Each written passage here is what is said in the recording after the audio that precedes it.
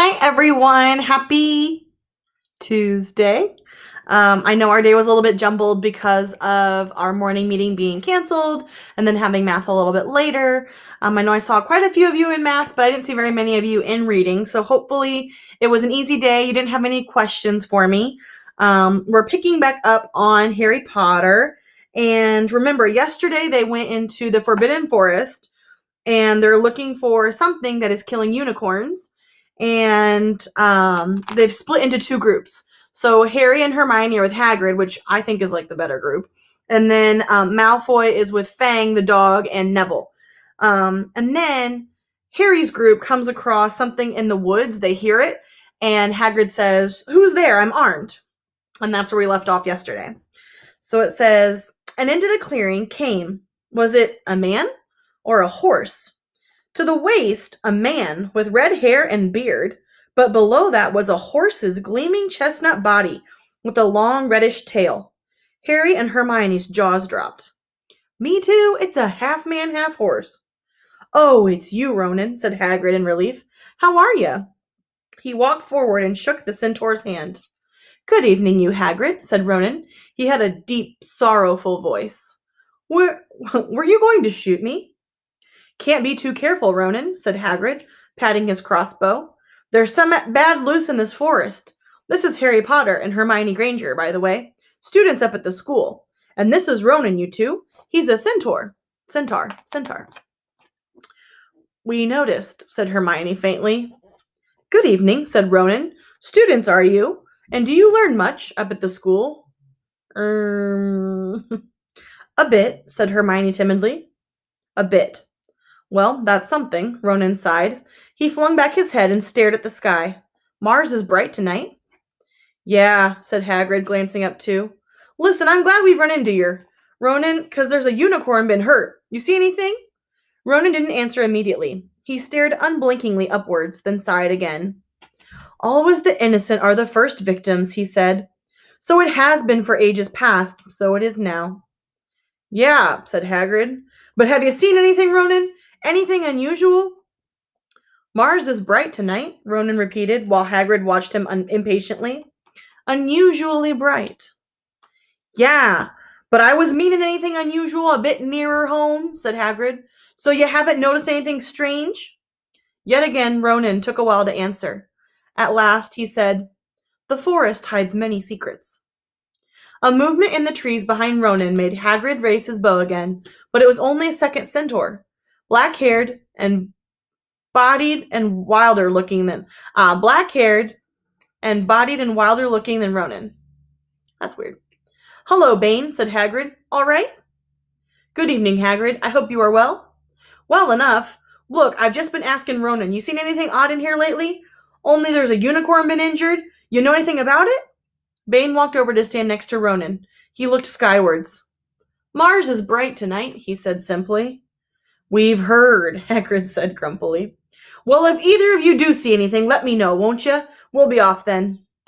Harry and Hermione followed him out of the clearing, staring over their shoulders at Ronan and Bane until the trees blocked their view. "Never," said Hagrid irritably, "try and get a straight answer out of a centaur. Ruddy stargazers, not interested in anything closer than the moon." "Are there many of them in here?" asked Hermione. "Oh, a fair few. Keep themselves to themselves mostly, but they're good enough about turning up if I ever want a word. They're deep-mind centaurs. They know things, just don't let on much." "Do you think that was a centaur we heard earlier?" said Harry. "Did that sound like hooves to you?" "Nah, if you ask me, that was what's been killing the unicorns. Never heard anything like it before." They walked on through the dense, dark trees. Harry kept looking nervously over his shoulder. He had the nasty feeling they were being watched.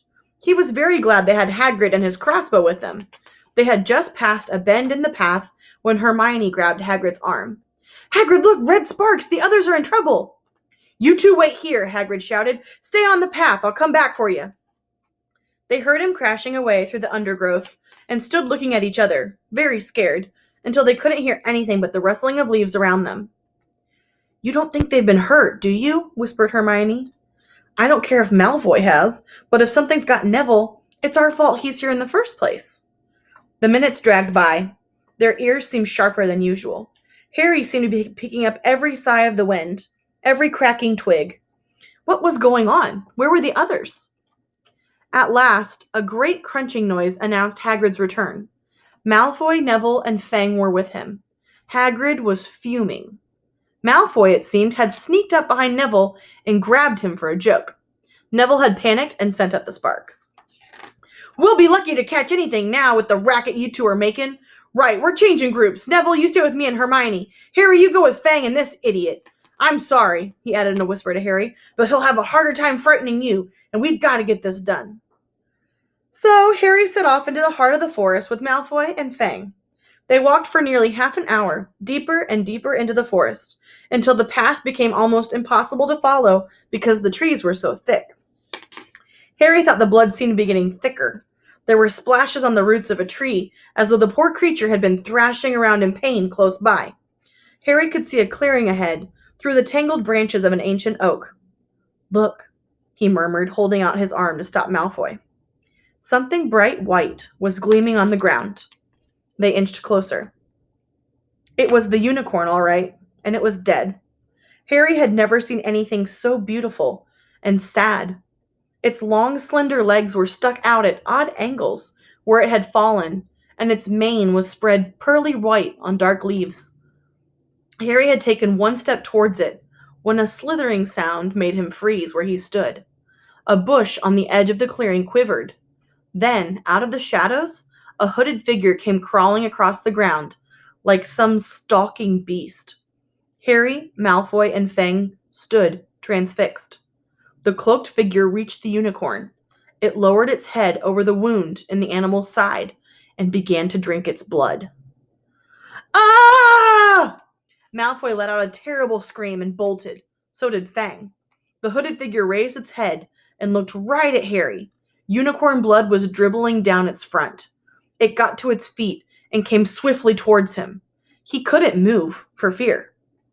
Then a pain pierced his head like he'd never felt before. It was as though his scar was on fire. Half blinded, he staggered backwards. He heard hooves behind him, galloping, and something jumped clean over him, charging at the figure. The pain in Harry's head was so bad, he fell to his knees. It took a minute or two to pass. When he looked up, the figure had gone. A centaur was standing over him, not Ronan or Bane. This one looked younger. He had a white blonde hair and a palomino body. Are you all right? Said the centaur, pulling Harry to his feet. Yes, thank you. What was that? The centaur didn't answer. He had astonishingly blue eyes, like pale sapphires. He looked carefully at Harry, his eyes lingering on the scar which stood out, livid, on Harry's forehead. You are the Potter boy, he said. You had better get back to Hagrid. The forest is not safe at this time, especially for you. Can you ride? It'll be quicker this way. My name is Ferenz, he added, as he lowered himself to his front legs so Harry could clamber onto his back. There was suddenly a sound of more galloping from the other side of the clearing. Ronan and Bane came bursting through the trees, their flanks heavy and sweaty. Ferenz, Bane thundered. What are you doing? You have a human on your back. Have you no shame? Are you a common mule? Do you realize who this is? Said Ferenz. This is the Potter boy. The quicker he leaves this forest, the better. What have you been telling him? Growled Bane. Remember, Ferenz, we are sworn not to set ourselves against the heavens. Have we not read what is to come in the movements of the planets? Ronan pawed the ground nervously. I'm sure Ferenz thought he was acting for the best, he said in his gloomy voice. Bane kicked his back legs in anger. For the best? What has that to do with us? Centaurs are concerned with what has been foretold. It is not our business to run around like donkeys after stray humans in our forest. Ferenz suddenly reared onto his hind legs in anger, so that Harry had to grab onto his shoulders to stay on. Do you not see that unicorn? Ferenz bellowed at Bane. Do you not understand why it was killed? Or have the planets not let you in on that secret? I set myself against what is lurking in this forest, Bane, yes, with humans alongside me if I must. And Ferenz whisked around. With Harry clutching on to the best he could, they plunged off into the trees, leaving Ronan and Bane behind them. Harry didn't have a clue what was going on. Why is Bane so angry? He asked. What was that thing you saved me from anyways? Ferenz slowed to a walk. warned Harry to keep his head bowed in case of low-hanging branches, but did not answer Harry's question. They made their way through the trees in silence for so long that Harry thought Firenze didn't want to talk to him anymore. They were passing through a particularly dense patch of trees, however, when Firenze suddenly stopped. "Harry Potter, do you know what unicorn blood is used for?" "No," said Harry, startled by the odd question. "We've only used the horn and tail hair in potions."